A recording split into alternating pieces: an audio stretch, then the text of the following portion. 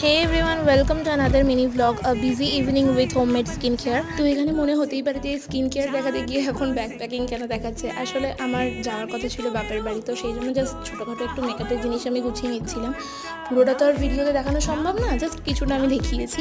তো এখানে আমি একটা ফেস প্যাক বানিয়ে নিয়েছিলাম, আর সেটা চন্দন গুঁড়ো, টক দই, হলুদ এবং গোলাপ জলের সাথে একটা থিক পেস্ট আমি বানিয়ে নিয়েছিলাম অ্যাকচুয়ালি ফেস প্যাকটা অ্যাপ্লাই করবো বলে। এই প্যাকটা অ্যাপ্লাই করার আগে আমি এখানে অ্যাপ্লাই করে নিয়েছিলাম বায়োটিকের ফেস ওয়াশ। ভালো করে মুখটাকে ক্লিন করে নিয়ে দেন এটা অ্যাপ্লাই করেছিলাম। তারপর আমি ফেস প্যাকটাকে 20 মিনিটের জন্য স্কিনে স্টে করিয়েছি।